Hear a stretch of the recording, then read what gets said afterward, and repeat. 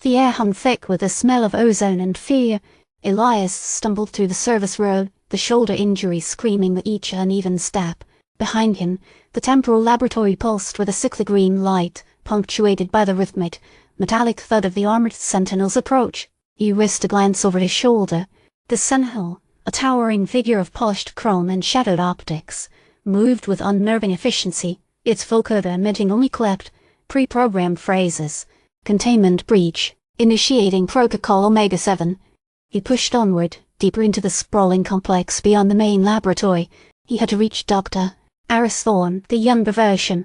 Elias knew the older Thorne held the key, a horrifying, cyclical knowledge that threatened to unravel the very fabric of reality. But Elias couldn't just leave the younger Thorne. He was being manipulated, exploited. The complex was a labyrinth of corridors and forgotten experiments.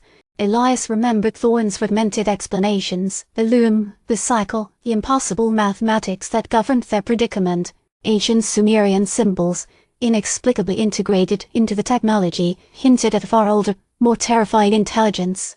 He found Thorne in a disused storage facility, hunched over a deactivated robot maintenance chassis. The younger Thorne looked up, his eyes filled with a confused terror. He's controlling me," Thorne whispered, his voice trembling. "The older one. He knows terrible things. I need your help," Elias said, ignoring the pain lancing through his shoulder. "We need to understand what's happening." Thorne hesitated, then reached out, fumbling with a panel on the maintenance chassis. A holographic display flickered to life, filled with the same Sumerian script Elias had seen in the diagnostics panel. This isn't just technology," Thorne said, his voice strained. "It's a language. A key.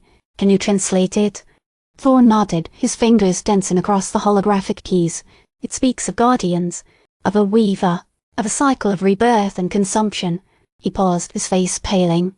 "It says the Loom is failing, and when the Loom fails everything unravels." Suddenly, the metallic thud grew louder. The Armored Sentinel appeared at the doorway, its optics fixed on Thorne. "Target identified. Initiating termination sequence." The Sentinel raised a weapon, a shimmering ray of energy coalescing in its hand. Elias shoved Thorne aside, taking the brunt of the blast. He staggered, the pain almost overwhelming. "Run!" he yelled. "Find Dr. Aris. He knows more than he's saying." Thorne didn't argue. He bolted deeper into the complex, disappearing into the shadows. Elias, ignoring his injuries, crawled towards a nearby ventilation shaft. He forced it open, squeezing inside just as the Sentinel's ray slammed into the wall where he had been standing. The ventilation shaft twisted and turned, leading him through the heart of the complex. He could still hear the Sentinel's pursuit, the rhythmic thud growing fainter as he moved further away. He reached a larger chamber, a forgotten laboratory filled with strange, archaic machinery. A single figure stood in the center of the room, silhouetted against a bank of monitors.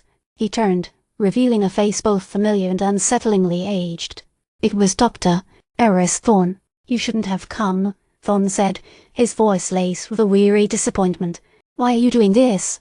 Elias asked, struggling to his feet. "What is the Loom? What is the cycle?" Thorne smiled, a sad, knowing expression. "The Loom is a construct, a prison. The cycle is its purpose to ensure stability, to prevent the emergence of something greater." "Greater than what?" "Humanity's potential," Thorne replied. "The Loom suppresses it, confines it. The cycle resets it, ensuring that humanity remains manageable." "But why?" "Because some truths are too dangerous for humanity to bear," Thorne said, walking towards a massive, intricate machine humming with power. "The cycle is failing, Elias. The Loom is weakening. Something is awakening." Suddenly the machine sputtered, the humming growing erratic. Alarms blared throughout the facility. "What's happening?" Elias asked, his voice filled with dread. "The awakening," Thorne replied, his eyes fixed on the machine. "It's begun." The machine emitted a blinding flash of light, and when Elias could see again, the laboratory was drastically changed. Strange, organic tendrils slaked across the walls and ceiling, pulsing with an eerie bioluminescence. The familiar technology had been subsumed by something alien, something ancient. Thorne turned to Elias, his expression unreadable. "You shouldn't have interfered, Elias. You're accelerating its arrival." A disembodied voice echoed through the laboratory, not coming from the vocalizer but seeming to resonate from the very structure itself. "The Weaver awakens." Elias felt a chilling sense of unease, a feeling that he had stumbled upon something far beyond his comprehension. The fate of humanity, he realized, hung precariously in the balance, and he, a man with a broken shoulder and a growing sense of dread, was somehow at the center of it all.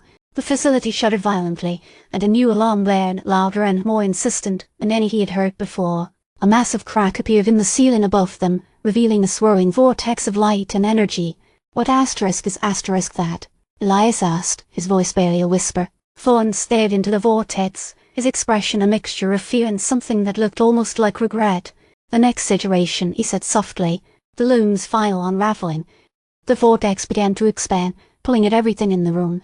Thorne lunged forward, grabbing Elias's arm. "You have to go," he said, his voice strained. "You have to warn them. Tell them the Weaver is coming." With a final, desperate shove, Thorne released Elias.